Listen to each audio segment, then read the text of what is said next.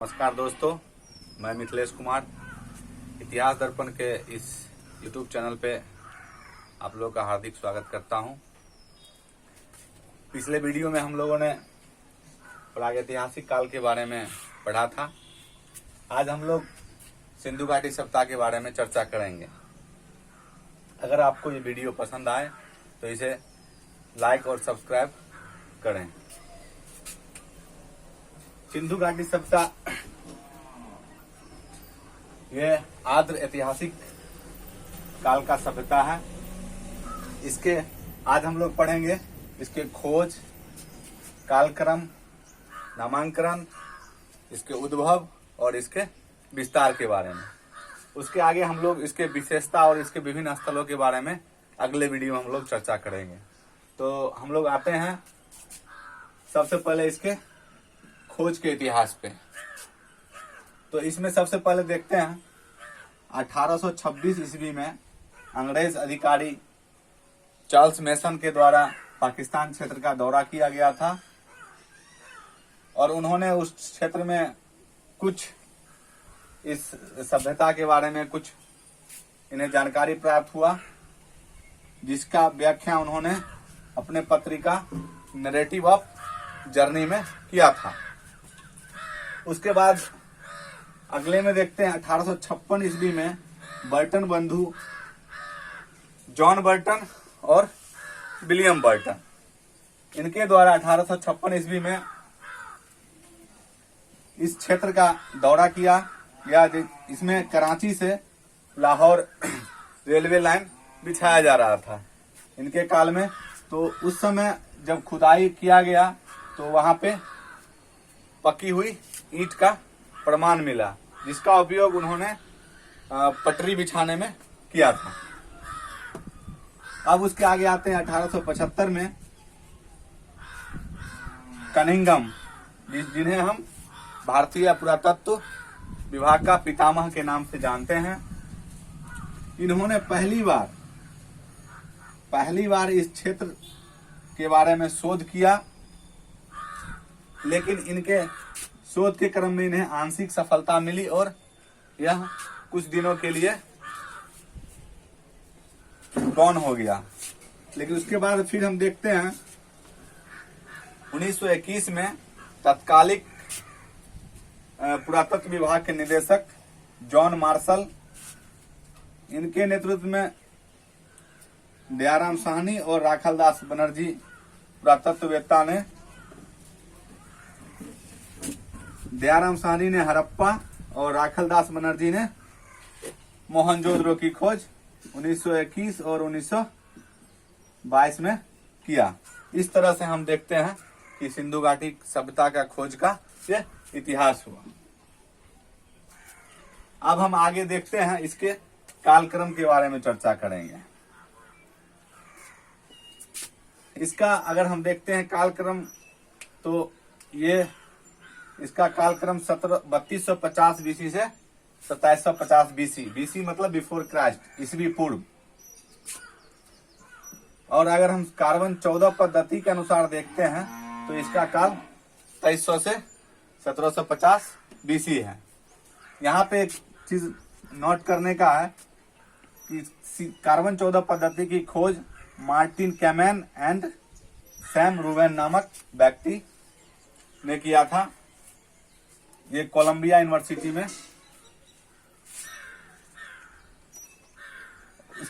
अगर हम इसके आगे देखते हैं तो इसका जो है इसको प्रमाणित डीपी अग्रवाल महोदय ने भी किया है। ये भी एक पुरातत्ववेत्ता है।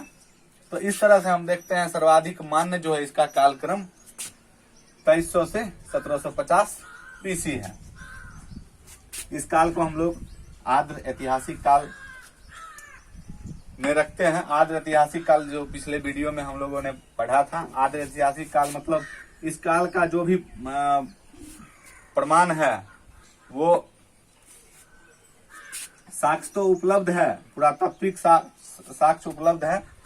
और इस काल में जो लिपि भी था, लेकिन उस लिपि का ज्ञान नहीं था लोगों को। इस काल का जो लिपि था, जो हम लोगों ने पिछले वीडियो में पढ़ा था, भाव चित्रात्मक लिपि, या उसको हम बोलते हैं गुस्टो फैदन लिपि। तो हम देखें इसको आदि ऐतिहासिक काल में भी रखते हैं। अब इसके नामांकन पे हम लोग चर्चा करेंगे। देखते हैं इसके नामांकन के क्रम में विभिन्न नाम की चर्चा होती है। सबसे पहले सिंधु घाटी सभ्यता। इसलिए इसका नाम सिंधु घाटी सभ्यता पड़ा कि इस समय जो भी स्थल खोजे गए वो लगभग ज्यादा सिंधु नदी के किनारे खोजे गए थे, लेकिन यह पूर्णतः सत्य नहीं है। बहुत सारे स्थल हैं जो सिंधु घाटी सभ्यता से अलग भी दूसरे नदी घाटी में भी खोजा गया। अगर इसके नामांकन की बात करें तो सिंधु घाटी सभ्यता का नामांकन जो तत्कालिक जो निदेशक थे अल्फ्रेड मार्शल के द्वारा किया गया। अब हम इसके आगे देखते हैं। इसका दूसरा, कुछ लोग इसका नाम सिंधु सरस्वती सभ्यता के भी नाम से जानते हैं, क्योंकि उस समय देखते हैं आगे, उसके आगे कि बहुत सारे जो भी स्थल है वो सरस्वती नदी के किनारे भी खोजा गया था। इसका चर्चा सर्वप्रथम बीवी लाल जो है महोदय ने, एक पुस्तक है उनका द सरस्वती फ्लोज ऑन, एक पुस्तक है। इस पुस्तक में सरस्वती नदी के बारे में चर्चा की है। उसके आगे आते हैं, हम देखते हैं हड़प्पा सभ्यता। इसके आगे हम इसलिए हड़प्पा सभ्यता इसलिए नाम देते हैं कि अगर सिंधु घाटी सभ्यता का बात करें तो सबसे पहला खोजा गया स्थल 1921 में दयाराम साहनी के नेतृत्व में हड़प्पा था, इसलिए इसका नाम हड़प्पा सभ्यता है और ये सबसे ज्यादा प्रचलित नाम है। कांस्य युगीन सभ्यता इसलिए इसको बोला जाता है कि इस काल में तांबा और टीन दोनों को मिला के कांसा का प्रयोग होने लगा था। लगभग जितने भी उपकरण थे इस काल के ज्यादा से ज्यादा कांस्य से बनाए जाते थे, इसलिए इसका नाम कांस्य युगीन सभ्यता पड़ा। इसे प्रथम नगरीय क्रांति भी बोला जाता है, क्योंकि सबसे पहले अगर बात करें तो हड़प्पा सभ्यता में नगर नियोजन के बारे में चर्चा किया गया है। उसका जो नगर नियोजन था वो सुव्यवस्थित था। हम इसके आगे देखते हैं कि इसको जो है सिंधु घाटी सभ्यता को मेसोपोटामिया के अभिलेख में, मेसोपोटामिया की जो तत्कालिक सभ्यता था उसमें इसको मेलुहा शब्द से इंगित किया गया। तो इस प्रकार हम लोगों ने इसके नामांकन के बारे में चर्चा किया। इसका पहला नाम सिंधु घाटी, उसके बाद इसका सरस्वती, उसके बाद हड़प्पा सभ्यता, कांस्य युगीन, प्रथम नगरीय क्रांति भी बोला जाता था और मेसोपोटामिया में इसको मेलुहा शब्द से इंगित किया गया। अब हम आगे आते हैं, इसके उद्भव के बारे में चर्चा करेंगे, मतलब इसकी उत्पत्ति कहाँ से हुई थी। तो इसके दो मत हैं, एक देसी मत और एक विदेशी मत। तो यहाँ पे हम देखते हैं विदेशी मत पे हम बात करें तो विदेशी मत के जो भी मतलब इतिहासकार हैं वो इसको मेसोपोटामिया या सुमेरिया की सभ्यता का देन मानते हैं, जिसमें प्रमुख इतिहासकार है व्हीलर, चाइल्ड, मार्शल और डीडी कोसाम्बी। चाइल्ड की एक पुस्तक है, यहाँ पे थोड़ा सा देखिए, चाइल्ड का एक पुस्तक है व्हाट हैपेंड, इसको नोट कर लीजिएगा। चाइल्ड का एक पुस्तक है व्हाट हैपेंड। इस तरह से हम देखते हैं कि ये जो सभ्यता है विदेश मतलब मेसोपोटामिया सुमेरिया का जो सभ्यता का देन जो जिन लोगों ने बतलाया उनमें ये लोग नाम महत्वपूर्ण है।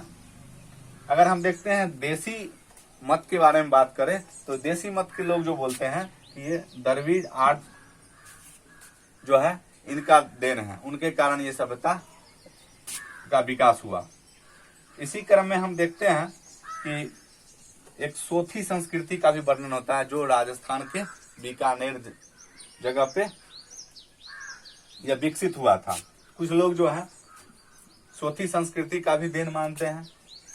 अगर हम बात करें कि इसका देसी में, तो देसी में डीपी अग्रवाल महोदय जो थे वो भी देसी मत का समर्थन किए हैं। अमलानंद घोष है जो कि सोथी संस्कृति के बारे में बताए हैं। उसके आगे हम देखते हैं बलूची ग्राम्य संस्कृति के बारे में भी चर्चा किया गया है, जिसमें देखते हैं हम लोग फेयर सर्विस महोदय हैं, रोमिला थापड़ हैं। फेयर सर्विस महोदय, यहाँ पे थोड़ा सा नोट करने वाली बात है कि जो सिंधु घाटी सभ्यता का जो सबसे छोटा स्थल था अल्लाह हदीनो, इसकी खोज डब्ल्यू फेयर सर्विस ने किया था। रोमिला थापर जो कि भारतीय इतिहासकार हैं। अब हम इसमें विरोधाभास के बारे में चर्चा करें तो हम देखते हैं, अगर लोग मानते हैं कि ये अगर मेसोपोटामिया या सुमेरिया की सभ्यता थी, तो वहां पे हम देखते हैं कि यहाँ पे लगभग कच्ची ईंटों का प्रयोग किया जाता था। और हम वहीं पे हम देखते हैं सिंधु घाटी सभ्यता में, तो वहां पे पक्की ईंटों का प्रयोग किया जाता है, जो कि एक विरोधाभास का कारण हो गया। अब देखते हैं मंदिर, तो यहाँ पे देखते हैं कि मेसोपोटामिया की जो सभ्यता थी या सुमेरिया की सभ्यता, वहां पे ज्यादा मंदिरों का प्रयोग किया जाता था, जिसको जिगुरत भी बोला जाता था। लेकिन हम देखते हैं कि भारतीय परिप्रेक्ष्य में तो सिंधु घाटी सभ्यता में मंदिर का प्रमाण नहीं मिलता है। तो इस तरह से हम अगर माना जाए, तो यहाँ पे अगर देखा जाए तो सर्वमान्य जो मत होगा वो देसी मत, और उसमें सोथी संस्कृति जो है, जो तत्कालिक वहां पे राजस्थान के बीकानेर जगह पे विकसित किया गया था, उसमें है। लेकिन पूर्णतः किसी के ऊपर पूर्णतः मतलब सर्वमान्य घोषित करना उचित नहीं होगा। तो हम लोगों ने देखा उद्भव के बारे में, देसी और विदेशी मत। देसी में हम लोगों ने देखा जो भी है, कुल मिलाकर के ये कहा जा सकता है कि जो विदेश के लोग थे वो अपने मतलब थोड़ा सा यहाँ पे पक्षपात देखने को मिलता है कि देसी लोग हैं वो अपने देश के का देन बता रहे हैं, और जो विदेशी हैं वो विदेशों की देन बता रहे हैं। तो इस प्रकार हम लोगों ने ये इसके उद्भव के बारे में चर्चा किया। अब हम बात करते हैं इसका विस्तार। तो ये सिंधु घाटी सभ्यता तत्कालिक सभ्यता में सबसे बड़ी सभ्यता थी और सबसे पुरानी भी सभ्यता है। और इसके आकार के बारे में बात करें तो इसका जो आकार वो त्रिभुजाकार था, और ये भारत के लगभग पश्चिमोत्तर प्रांत, पश्चिम और उत्तर का जो क्षेत्र था उस प्रांत में इसका विकास हुआ था। और विदेशों की बात करें तो अफगानिस्तान और पाकिस्तान भी इसके अंतर्गत आता। अब हम देखते हैं, अगर उस समय स्थलों की संख्या देखें तो सिंधु घाटी सभ्यता में लगभग 1500 स्थल है, जिसमें भारत और पाकिस्तान में ज्यादातर है, और अफगानिस्तान में महत्वपूर्ण 2 है, एक मुंडी घाट, एक सुरतोगोई। आगे इसके क्षेत्रफल के बारे में चर्चा करें तो इसका क्षेत्रफल है 12,99,600 वर्ग किलोमीटर, जो कि तत्कालिक था। लेकिन अगर वर्तमान में देखा जाए तो इसका क्षेत्रफल लगभग 20 लाख वर्ग किलोमीटर हो गया है। अगर इसके दूसरे सभ्यता से इसकी तुलना करें तो हम इसको देखते हैं, मिस्र की सभ्यता से यह 20 गुना बड़ा था, और मिस्र और मेसोपोटामिया दोनों की सभ्यता को मिला दिया जाए तो उससे यह सिंधु घाटी सभ्यता 12 गुना बड़ा था। अब यहाँ पे इसके अगर विस्तार के बारे में बात करें तो इसके देखते हैं हम, उत्तर में जो है सबसे उत्तरी भाग जो है मांदा है, दक्षिणी भाग दाइमाबाद है, पूर्वी भाग आलमगीरपुर है, और पश्चिमी भाग सुटका गेंडोर है। अब हम देखते हैं यहाँ पे कि मांदा जो है जम्मू कश्मीर के जिला अखनूर में पड़ता है, जो कि चिनाब नदी किनारे है। मांदा कहाँ है? चिनाब नदी किनारे है। और नीचे देखते हैं दक्षिण में तो दाइमाबाद, जो कि वर्तमान में महाराष्ट्र में है, और यह गोदावरी नदी के सहायक नदी है, एक परवड़ा नदी, उसके किनारे यह दाइमाबाद है। हम देखते हैं इसके पूर्वी भाग पे तो ये यहाँ है आलमगीरपुर है, जो कि यूपी में पड़ता है, और यह हिंडन नदी के किनारे है। पश्चिम की बात करें तो यह पश्चिम में यह सुटका गेंडोर है, जो कि पाकिस्तान बलूचिस्तान प्रांत में पड़ता है। ये जो है दास्क नदी के किनारे अवस्थित है। तो इस प्रकार हम देखते हैं इसका जो है विस्तार, और आगे की वीडियो में हम लोग पढ़ेंगे इसके विशेषता और इसके जो भी बहुत महत्वपूर्ण विभिन्न स्थल है, और किस देश से कितने स्थल है, किस देश में कितने स्थल हैं, और पार्टिकुलर बांट करके बात करेंगे।